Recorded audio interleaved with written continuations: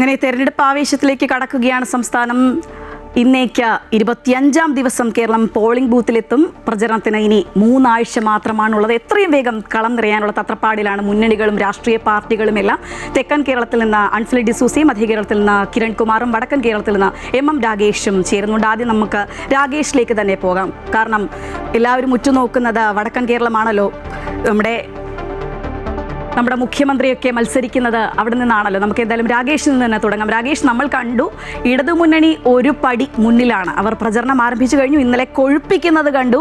ഇന്നും ഇപ്പോൾ ആ ഒരു പ്രചരണ ചൂടിൽ തന്നെ ആയിരിക്കുമല്ലോ സ്വാഭാവികമായും. മറുവശത്ത് NDAയും കോൺഗ്രസും ഒക്കെ UDF ഒക്കെ അവരോട് ഒപ്പം പിടിക്കാനായിട്ട് സ്ഥാനാർത്ഥികളെ പ്രഖ്യാപിക്കാനുള്ളൊരു തത്രപ്പാടിലുമാണ്. എന്താണ് വടക്കൻ കേരളത്തിൽ നിന്നുള്ള വിവരങ്ങൾ?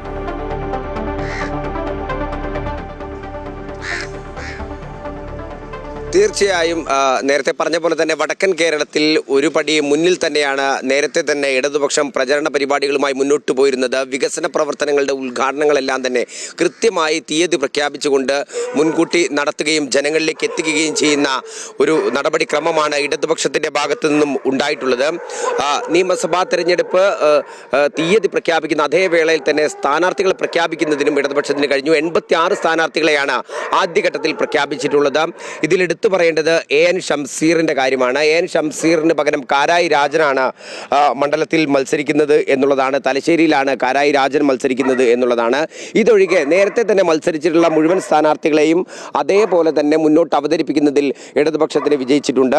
മഞ്ചേശ്വരത്ത് KR Jayananda, Uduma advocate CH Kunhambu, Thrikaripur doctor VPP Musthafa, Payyanur TA Madhusoodanan, തളിപ്പറമ്പിൽ PK Shyamala, Azhikode KV Sumesh, Kalliasseri M Vijin, ധർമ്മടത്ത് പിണറായി വിജയൻ, മട്ടന്നൂർ VK സനോജ്, പേരാവൂർ KK ശൈലജ, തലശ്ശേരി കാരായി രാജൻ നമ്മൾ നേരത്തെ പറഞ്ഞു, മാനന്തവാടി OR കേളു, സുൽത്താൻ ബത്തേരി MS വിശ്വനാഥൻ, കുറ്റ്യാടിയിൽ KP Kunhamuthukutty, Perambra TP Ramakrishnan, Balussery advocate KM Sachin Dev തുടങ്ങി നേരത്തെ മത്സര രംഗത്തുണ്ടായിരുന്ന കൊയിലാണ്ടിയിൽ കഴിഞ്ഞ തവണ മത്സരരംഗത്ത് നിന്ന് മാറി നിന്നിരുന്ന K ദാസനെയാണ് മുന്നോട്ട് കൊണ്ടുവന്നിട്ടുള്ളത്. കോഴിക്കോട് നോർത്തിലേക്ക് വന്നാൽ തോട്ടത്തിൽ രവീന്ദ്രൻ, ഒപ്പം തന്നെ Beypore PA Muhammad Riyas, Thiruvambady Linto Joseph, Ponnani advocate MK Sakkeer എന്നിവരാണ് മത്സരിക്കുന്നത്.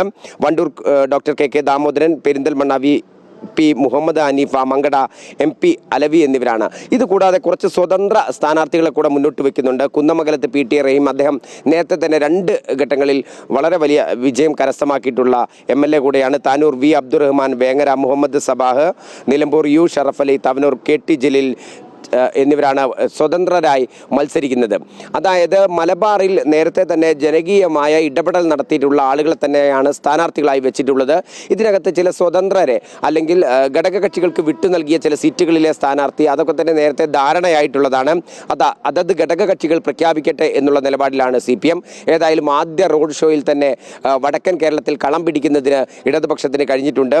അതിന് തിരിച്ചുള്ള ചെക്ക് എങ്ങനെയായിരിക്കും UDF വെക്കുക അല്ലെങ്കിൽ NDA മുന്നണികൾ മുന്നോട്ട് വെക്കുക എന്നുള്ളതാണ്. തിരക്കിട്ട ചർച്ചകൾ നടക്കുന്നു. ചില സീറ്റുകളിലെ, അതായത് നേരത്തെ തന്നെ ഇടതുപക്ഷം പ്രഖ്യാപിക്കുന്ന ചില സീറ്റുകളിൽ ആരായിരിക്കണം എതിർ സ്ഥാനാർത്ഥികൾ എന്നുള്ളതിനെ സംബന്ധിച്ച ചില ധാരണകൾ ഉണ്ടായിരുന്നു. ആ ധാരണകൾ പ്രകാരമായിരിക്കാം UDF ഇന്ന് ഏറെക്കുറെ ചർച്ചകൾ പൂർത്തിയാക്കി സ്ഥാനാർത്ഥി പ്രഖ്യാപനവുമായി മുന്നോട്ട് വരും. അല്ലെങ്കിൽ ഇനി ദിവസങ്ങൾ മുന്നിലില്ല എന്നുള്ളതും ഒരു കടുത്ത വെല്ലുവിളി തന്നെയാണ്. ശരി രാഗേഷ്, എന്തായാലും രാഗേഷ് വടക്കൻ കേരളത്തിൻ്റെ ഒരു ചിത്രമാണ് നൽകിയത്.